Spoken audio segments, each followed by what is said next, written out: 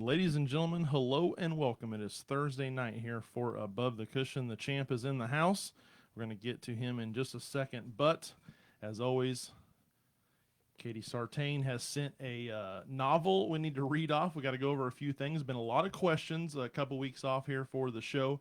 I do appreciate each and every one of you for being patient and going over to the YouTube page. I see a lot of activity over there and want to thank everyone for visiting the YouTube page.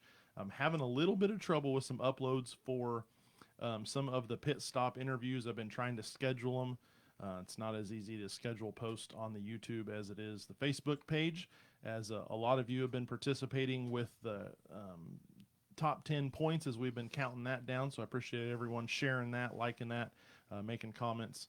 I want to thank everyone for, of course, all of the positive stuff as we go into the winter here as we get ready for 2026. But that is what we have to talk about. A lot of stuff happening. Of course, questions coming out. So this is all from Katie Sartain, GM John Allen, and of course Jr. Put some stuff in there as well. So want to go through this. Want to read everything, and then we're going to get to talking to the champion. So the 2026 schedule, big topic of conversation. It's not quite done. There are still some negotiations that are going on with series, and making sure that everything's as right as it can be. When we put it out, of course, there's going to be some conflicts as some other tracks, other series have not put their stuff out, but the 2026 schedule is almost done.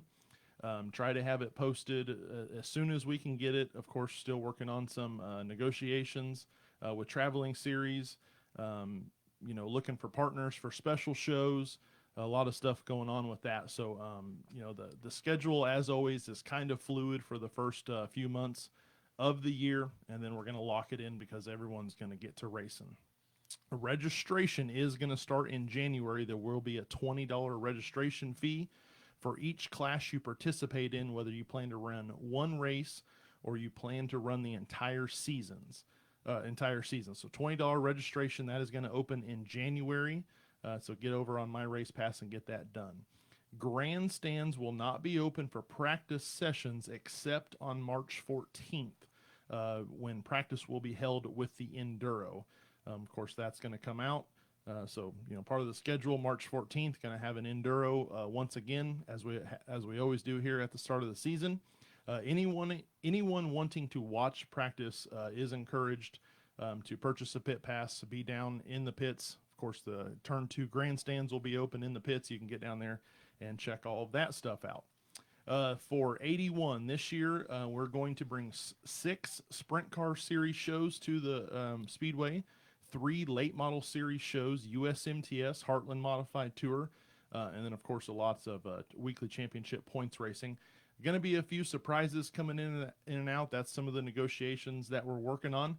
And also, this is one that everyone has been asking, been harping on. We are going to introduce a Crown of Vic class on 2 different nights. Of course, if the car count is big, they're possible for some potential additional appearances, that could be added to the schedule. We're excited to announce that Ameriflex Hose and Accessories has stepped up this year to be the sponsor of the B-Mod Championship purse. Number hasn't come out just yet, but Ameriflex Hose and Accessory, of course, a great partner with us at Humboldt Speedway as well, stepping up for the B-Mods this year. We're going to release more information on that later, of course. A lot of negotiation going on. All races will be points races except for the Crown Vics, and all classes will be done at the Spooktacular at the end of the year. For everyone over at Humboldt, this year we're going to bring you 2 Sprint Car Series races, 3 Late Model Series races. Of course, Heartland Modified Tour going to be back with us, and then of all the amazing championship weekly points that we do over there. We are working on a partner for 6 very special USRA modified nights.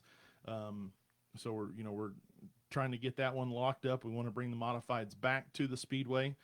So we're trying to work on that. And if you have any additional, if you want to help out with some of those nights, contact myself, GM John Allen, Katie Sartain, or JR Sartain. to talk about, what you can do to help with that over there. Of course, all races except pending USRA modifieds will be for points. All the racers need to listen up. Racers, race wives, whoever's taking care of 1099s. We're currently working on 1099s for the 2025 season. If you did not list as an owner when you registered on My Race Pass, the 1099 will come directly to you if you received 600 or more in payouts. If you did not list an owner and an owner needs to be owner needs to receive the 1099, please notify us immediately. So you're going to be GM John Allen, Katie Sartain, or JR on that one. I can't help you. I just got to direct you to them. So Katie's your best bet if your 1099 needs to go to a car owner. Please get that handled. There will be a $50 fee to provide a corrected 1099 if the participant has provided us with incorrect or incomplete information. Of course, all that's taken care of through tax stuff, so a little bit of fee on there. Banquet, big questions about the banquet. We have some information. 2025 awards banquet for Humboldt Speedway, 81 Speedway, and Little 81 Speedway kart park. So all three tracks going to be back under the roof. Saturday, February 7th, 2026, back at the Wichita Union Stockyards. Want to thank them for having us back. It's going to be an absolutely fantastic time. It's a beautiful building if you've never been there. Tickets are on sale now. Reservations are required. Doors are going to open at 5. Dinner's going to be provided by Hot Rod Chicken at 6 o'clock. Cash bar will be available. This is something that I saw a little bit of drawback on, a little bit of negative attention, but it is something that has been addressed to us from the Wichita Union Stockyards. Please no outside beverages, including alcohol. They have the Wichita Union Stockyards, just like we do here at 81 Speedway, Humboldt Speedway. We have a liquor license. If anyone brings outside alcohol into the facility, the speedways, Wichita Union Stockyards, their liquor license is in jeopardy of that. So if the venue will charge $250 for any violations, which will be passed on to any race team that fails to comply. So this is very serious. It's very serious for the business. It's very serious if you get caught doing it. Just support. That's not a huge corporation at Wichita Union Stockyards, Humboldt Speedway, 81 Speedway, any of that. Those are all family-owned businesses. They're local to Wichita, to Humboldt, Chanute, whatever. So just support them with the cash bar, and please take care of that one. From that, cost to attend, of course, adults are going to be $40. Kids $3 to $8, $3 to $8 or $20. Kids 2 and under are free. Please select a free ticket option for the 2 and under kids. Tickets must be purchased online from the attached link in the My Race Pass or on the website. January 23rd, 2026 is the last time you can buy tickets. Tickets will not be sold at the door, as always. Another big one, reserved pit stalls. People have been asking about that, but it is first right of refusal. So we will start selling reserved pit spots in early February. Current holders will have first dibs before we release open spots for other teams. If we will release a map with available spots, once it's all done, and it will not show any names. World of Outlaws refunds. This has been a big one going around. If you're part of the 81 Speedway forum page, which I want to remind everyone that 81 Speedway, FOE Enterprises, myself, JR, Katie, any of the social media team here for FOE does not monitor the 81 Speedway forum page. That is taken care of, I believe, by a few racers. Been a lot of questions. I'm a part of it, but there've been a lot of questions on there about the refunds. We have heard that some refunds have not been received from the World of Outlaws. We have reached out to them. We also received information that the last batch of refunds were mailed just a few days ago. We will continue to provide information as we have it, but again, we didn't sell the tickets here at 81 Speedway, Humboldt Speedway, none of that for FOE Enterprises. All that is taken care of by the World of Outlaws. So Katie got on the phone with them, asked them what was going on because race fans are upset they're not got their refund, and that is the information that she did get back. Another big thing is the points, the 2 drop-offs that happened through My Race Pass. It's been a big discussion. There's a lot of stuff going around it. Due to the fact that many drivers were confused by the points calculations with the 2 lowest dropped for the year, we will not offer that for 2026. We had several calls weekly. It wasn't just, 1 or 2 people. It's been a problem kind of all year long. Points calculations will revert back to the original total points of all races. The intent of the drop races was to allow racers to have flexibility to attend family matters, have additional time to, repair their race car, or just take a week off from racing full time. We know it here, as you guys know, we take about a weekend off every month through the race season, just to give everyone a break. Driving back and forth to Humboldt on Friday nights, and then to 81 on Saturday for a few of us that go to both tracks. That it gets grueling throughout the year. Got damage to the car, you want to get it taken care of. There's repair shops, of course, in town, but they get backed up if we have some stuff. So we wanted to offer that, but it just hasn't quite worked out like we would hope. So to compensate, any competitor in any division may register for a one-time only provisional start by paying a $50 fee to the racetrack prior to the event. Upon receipt of the fee, competitor will receive credit for attendance and earn the minimum points for entering the event. If using a provisional, competitor is forbidden from competing as a competitor in any other racing event whatsoever on the same day. If it is discovered that the competitor competed in another event, the competitor will lose all track points accumulated to that date. If you have questions about that, you're going to have to contact GM John Allen or J.R. Sartain. But that is the ruling, not the ruling, but that is the communication from everyone that they wanted me to share here on the show. We're going to keep going over this as we go. We still got, it's race time's getting very close. March is going to creep up on us real quick, as Christmas is just literally like a couple weeks away, which is crazy. But March is going to creep up on us. We're going to get racing. We're going to keep talking about this. We will get John Allen, JR in the room here, and we'll have the talk again as we kind of always talk to the bosses every once in a while, just get some clarification. If you have questions, we can get that all handled. That is what I have from the desk of Katie Sartain. Another thing we need to talk about, the Frostbuster. Registration is open for the Frostbuster 100 Enduro, presented by Logan's Landscaping and Tree Service and sponsored by Treasure Hunt Estate Sales. $500 to win, $75 entry fee, $100 on race day. Rules are posted on the 81speedway.com website. Be sure to read all the rules. There will be no refunds if your car is deemed illegal. Of course, it is Saturday, January 3rd, 2026. Starts at 2 o'clock. Pit pass is going to be $30. Kids 5 to 10 or 15, and kids 4 and under are free. General admission into the grandstand is going to be $10. Senior 65 in the military, $8. Children's 10 and under will be free.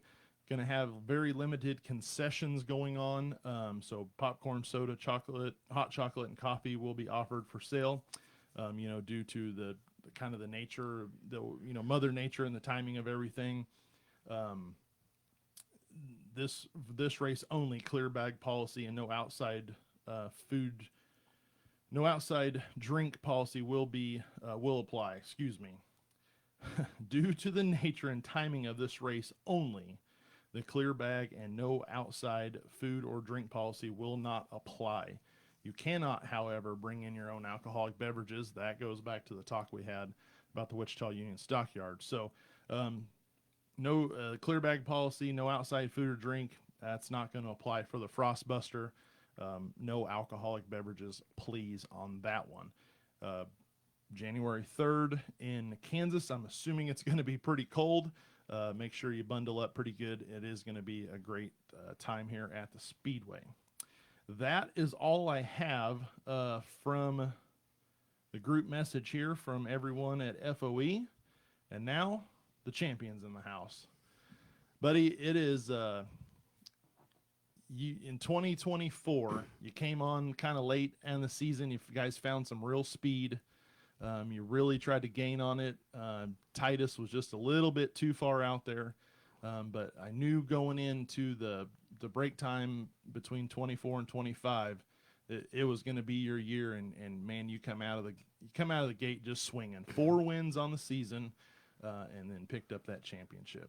Yeah, we actually switched cars mid-season 2024, so the car was obviously the first car was just a brick because I started 2023, and I fought that car all year, and we still had a good year. I mean, second points. I mean, first year out, and the car, it could have been way better than it is. So I got lucky, and we got another good car, and of course it was definitely faster. So we worked on it, and we definitely made it a lot faster this year. So definitely a family thing. Of course, your dad ran some mini stock and tuner stuff and had some success. Of course, your brother is a past champion. Racing is a family sport. Your son's involved. We're going to talk about that over at the go-kart track, and he's getting his thing going. But what is it about being with your dad and your brother, kind of doing this together? What does that mean to you? Oh, just having around, and I mean, time's short, so as much as you can get them around. And I mean, me and my brother, we always understand each other most of the times. So that's always a plus on our side. So my dad, he's old, and sometimes I like doing things my way, and I know he knows it because I kind of hint around. But we know, like, when we get here, we know what needs done. My dad will get on if I didn't get the oil change during the week, because I'm always going with the 4 kids, right. Running back and forth with that and this and that. He'll jump in, and we just, I don't know. And the wife, she loves coming to the track. Yeah. So, I mean, she says, I think I'm going to set out tonight. I'm like, she'll be here. I always know she's going to make it, so no matter what. So, yeah, she hasn't missed one yet. So, you pick up the first win of your career in, I believe, the end of 24. No, it was this year. Sorry, yeah. This year. Not how I wanted to get it, but we were second, so that's that. We were right there. Sometimes you gotta take them as it is. But that first win, I was thinking it was at the end of last season, but yeah, it's pretty much not too far after the start of this season. A lot of emotion up there to get that one done, but man, it just felt like once you got that one, you just picked them right off. Second one, I was more on a mission because I knew I had it. Like, I was like, I know I can get it up in front. I know the car is there, and I feel like I was still making the car faster towards the end of the year, but it just luck's a lot out there too. I mean, I ain't saying I have skills by no means, but sometimes when luck's on your side, it helps a lot. So, it was definitely fun. The first win. When you're out there, I ask everyone, when they're leading a race or whatever, what's going through your head? Do you hear every single rattle? Do you hear the bolts falling out that aren't falling out? Do you, what's those last few laps, or you come off of 4 and see the white flag? What's rolling through your mind? Mine is, my mind really shuts off and really just focuses on the track. Really, like, I did the Freedom 50, and that was, my mind was so set on that track. I mean, I had so many leads on that I found out where the car would set up and stay on that. And I mean, that's all I thought about the whole time. As soon as I got in first, I was like, all right, the car likes this. Just every time I tried to hit the same line. So, I mean, I don't think about anything else except, just looking at the track and going and filling the car out. I fought the car on pushing forever, and I can ask and whatever. I'm not a car tuner, but we finally got to push out of the car too, and that really made it fast. So that was right before we went to the 50, and I would have never been able to finish that little corners with that car the way it was before we took it. So the Freedom 50 it's a great event. I wish we would get a few more cars. I think we were kind of up against some other track championship stuff going on. I feel like we would have got some more cars for that event, but there was some other tracks trying to get the year done around us, and but it's a lot of fun. I tried to make it the year awesome before, race. but the year before, so 2024, the engine, I mean, it barely made it to the end of the year. I changed the oil last, and we were going to go to Enid, and I ended up buying a junkyard engine and racing in Enid. I blew it up like the first couple laps out, but it was so fun. We still had a blast. So yeah, so that was just one of those things. I didn't get to make it, but if they do it again this year, I'm in. I'm going to get the car out for sure for that. Yeah, we have a very supportive sponsor for the Freedom 50. They're really into it. I know that John's been talking to them, they want to make it bigger. They want to make it better. We just got to, like I said, there's some traveling series with the tuners over kind of, towards the Missouri stuff. And I think we were kind of up against that. So I know they're I'd love to see a freaking ton. I'd love to see 24 cars, so we'd have to send some home. I'd love to see 50 of them show up for a 24 car field. So yeah, it was definitely a blast. So there's been some talk about the rules package, because over at Humboldt for the first couple of years we ran the USRA tuner class, so just front wheel drive stuff. That class kind of still a great class, great competitors, but the car count kind of went away. So we decided to go, of course, we've always had a mix here at 81, but there's always a little debate on what's the better car, either the front-wheel drive tuners or the rear-wheel drive mini stock. Of course, you're in a mini stock rules package, rear-wheel drive 4-cylinder car. What's your opinion on the mixing of the rules? I think here, I mean, we run so competitively close. I mean, it doesn't bother me our rule package at all compared, the 2-2. If I read like, oh, they can do that and I can't, because I mean, we just run so close. But I mean, I think it's fine, and I'm a rear wheel drive guy all the way around. I don't know what. I mean, it was kind of, when they started drag racing front wheel drive cars, kind of people were like, but that's cool now too. But I haven't really got into the front wheel drive stuff. But I mean, the packages work.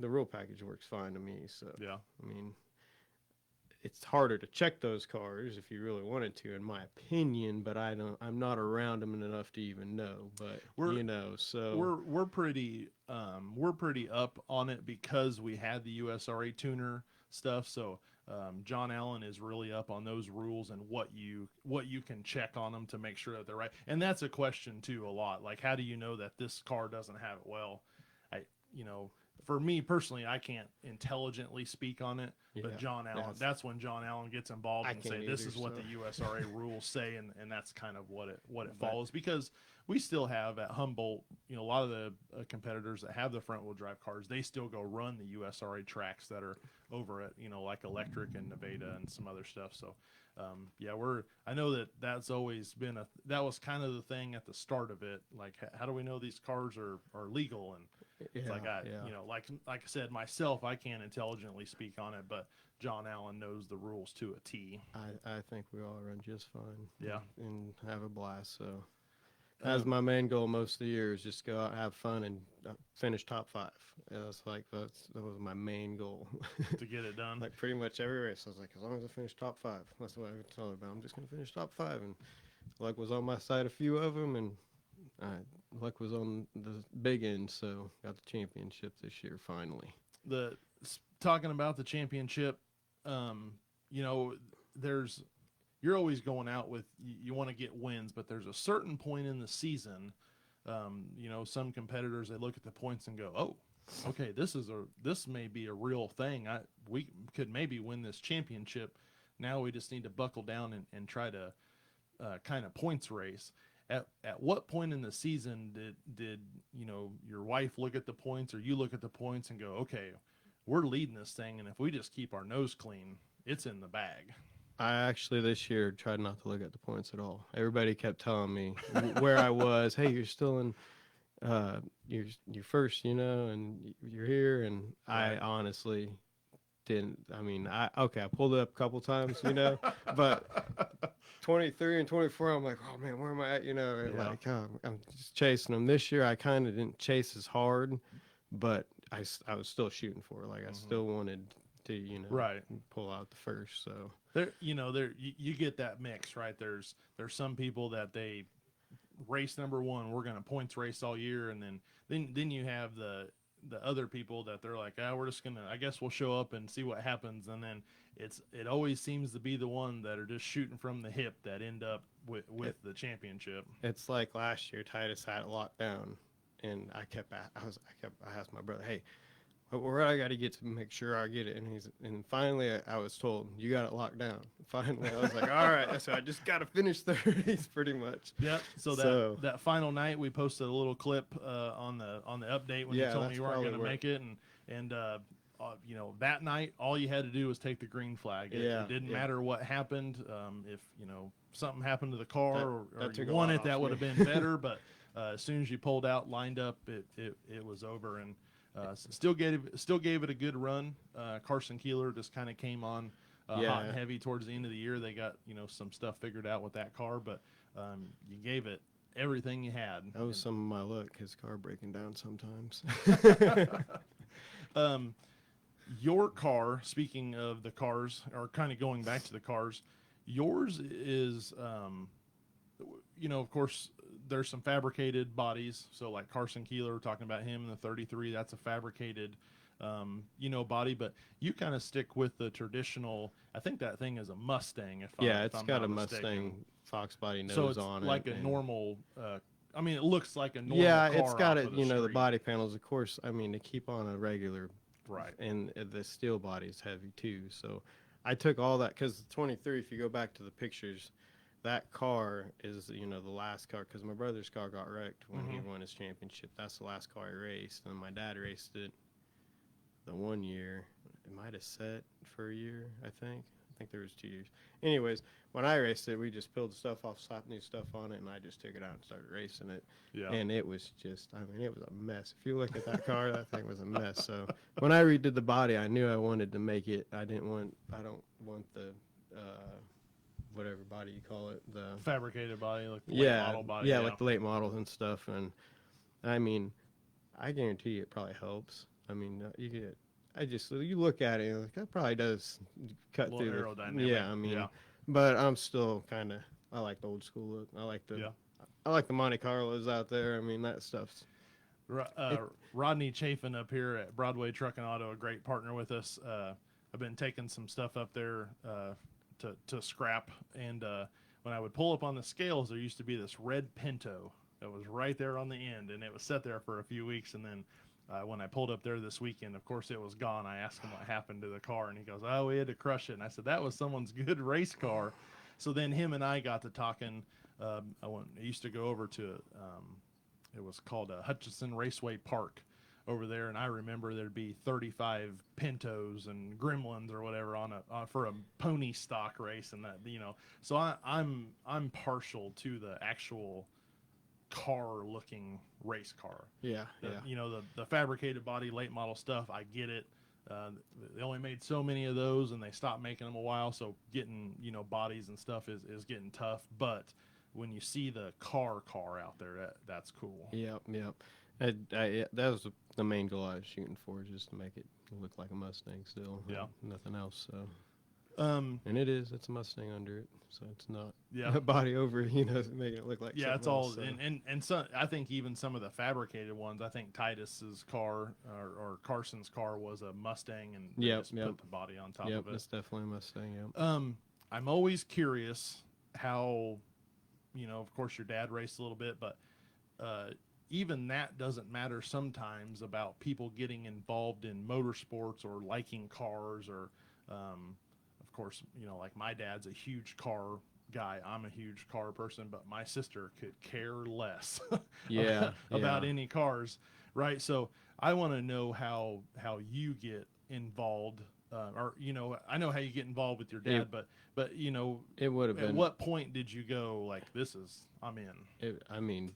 Racing or cars, cars and or racing in mechanical general. stuff. Yeah, it doesn't matter. I would probably put it on my dad for being mechanically driven, but um, my mom's second husband. I mean, we lived out on a farm, so we were always around tractors, Fixing this, stuff. old tractors, this, and fixing the cars because we lived 2 hours out in the middle of nowhere, and you had to drive a million miles on everything. And so, I mean, I've always been a fond of just messing with anything and everything. So, I mean, I build planes today, and I don't mind going and drilling holes and putting stuff in them because it's just mechanical, Like Right. I think it's cool, I mean, it's tedious what I do for work, but Right.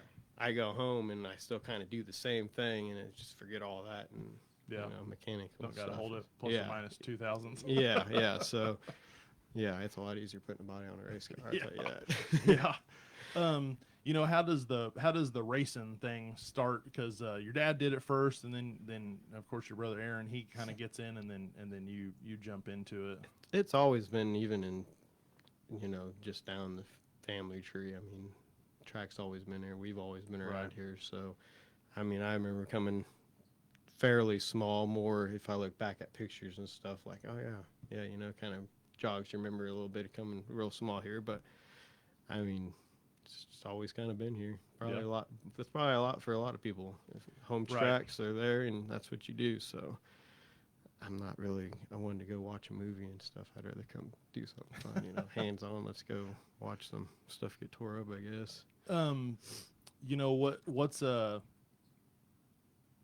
say you guys aren't racing, and there's a traveling series in town. Is there a traveling series you don't want to see? Is there a traveling series you're not gonna miss? What's a class? What's a class you like to watch that's off of your class? The boy likes Kyle Larson a lot, which I mean you can't blame him, right? So he's always trying to catch him, Yeah. and the last 2 times he ain't been able to catch him. So I would say mostly. I mean that would probably be mostly for the kids, whatever they want. Sprint car stuff. I don't get into the racing a bunch, like following this guy and this guy, but I have my favorites too, so yeah. It's I don't really like, oh, I got to get to that race when it comes up. It's more like, oh, Lucas wants to go to that, we better make sure we get to it. Better make sure we get to that one, because it goes back to we race, so when we get a time off, sometimes it's kind of nice just to cut off and do your own little thing. So speaking of your son, of course, you're wearing the merchandise today. Yep. Racing Saturday nights, Friday nights, Saturday nights, and then showing up on Sundays, that gets a little tough, but kind of talk about a little bit about him getting going. Oh, he enjoys it. I think all them kids give us a little bit of pushback, but sometimes you want to kick his butt. But no, he enjoys it. Once he's in that car, I know he's having fun because he's talking about it off track. So as long as he keeps talking about it off track, I'm going to keep letting him do it. So we just went to Nebraska for the turkey chase. Okay. And he ran with 15 other cars, and I got 8th the first night, 13th the second night, and placed 9th the other. So kept the car together the whole time. There's a few races back at 81. He got into another wreck in front of him, and I know he had more brake in his car, and there goes his tire rolling off there. So I seen that play out a couple of times, and he did what he should have done and kept the car together and didn't plow it up into those other wrecks. But he's doing good. He's progressing. So he's 7. So and what class is it? He's running a cage car. What class is it? It's a rookie cage. Rookie cage. Okay. Red plate, I guess, like the lowest power they can have, but they still all but for it's still for what they're doing. So and let's see, so I think he can run that for a whole nother year. Can he run that till he's 8? I think 8, or he might be able to go 8 and you can step up, or you can run another year or something. I'd have to look. So I'm gonna step him up. I mean, why not? We're getting ready to get started. My son, he's going to be 6 in January, but Cody Wickham sold me his cart, just a little flat, so we're going to run rookie flat. I got the motor over at Cammon's getting worked on, a little bad news out of that today, but we'll get it all fixed up and get going. So I'm kind of starting to jump in that myself with my son. I have 3 daughters, and one of them's kind of into the races. The other 2 could care less. So my last resort here is with my boy. If you've never been around it, good luck. You got a lot to learn. A lot. Yeah. I'm learning every day. And Even when we were go-karts, doing stuff when I was little, it's changed just so much. And I just, like I said, Alex Cammon's doing the motor for us, and he's asked what we want to do. I said, this is what we're just trying to do. I just want to get along for the little bit, and we'll learn as we go. He works with me too, and that's kind of what I just said. This is what I got. Do what you can, and we'll see what we can do from there. He's a good guy to work with. So yeah, it's been fun to get over to the kart track and see the kids, and they're having a blast. And I just to kind of see their excitement when they run third or they win or what it's just it gets, like we talked about, it gets grueling through the year. And so when it's nice to go over there and you see kids smiling and excited about racing after we go 10-12 weeks straight, Humboldt Speedway, 81 Speedway, and then I'm like, okay, I need to go watch the kids race, because I think I actually told my wife on the Nebraska trip that, like, this is what I like doing. Just tinkering with this car, trying to make it go faster. Like, I really enjoy for him to go out there and just have fun. Like, every time he finished in there with all them kids out there, I'm like, thank goodness, and you did great. And he's pretty hard on himself a lot, and whenever it's just, you got to keep him going. So it's good. It's good for him. It's good for all of them to be, for the competitiveness, I think, in life. So got to go somewhere. Yeah. Of course, he's 5. You said that he likes Kyle Larson. 7. He's number 5. Number 5. Yeah. Number 5. Five is for the Kyle Larson. Yep, is that where we got that one? Yep. 5. Okay. Yep. 18. 18. Where did you get 18? Lucas was born 18, and L for Lucas. So he's oldest boy. We got baby Jack too, and he's already in a go-kart. So we got him one of those, if you ever seen the little yard carts at Atwood, the little white ones. Oh, yep. Mm-hmm. We got a little seat, and he fits in it, and we got to fill that by the house, and he cruises it. He's been out in it a few times, but he likes to kind of drive like, not really, hey, you got to watch where you're going. Yeah. So, well, it won't be too long. You'll have a full-blown race team thing happening over there. He got to be just like brother. So, sister races 22A too in the junior 1 class, Addison. So Addison Fry. Yep. We all have a blast. So yeah, you got a whole team already pretty much. But once little brother gets going, you'll really have to get you a bigger trailer and a toter like the rest. It's getting. Yeah, wife wants me to race stock cars this year, and I'm like, I don't know about all this, but it's I mean, I want to, but I gotta find a car. I mean, there's a lot that goes into it, and that was my next question, was plans for 26. Historically, what we've seen is if someone wins the mini stock championship, they kind of move it up. No one's tried to repeat and go back to back. So the big question, you kind of said you're maybe would like to get into a stock car, but of course that takes money. A lot of resources to get going. So what is kind of your current plan? I guess just let her keep sending me cars she thinks she likes and we can afford for now. So, never know. One of those deals might be like, this might actually work, but everything right now is like, no, too much, no. So, we're just going to stick with that, I guess. Hopefully something works out. So, we'll get her figured out, and the car will be back on the track for sure. Yeah. It'll be out. It'll be out and about. I really would like to build another mini stock just so we keep the rear wheel drives out there. So I don't want the front wheel drives to take over, but they already have. So, and I get it.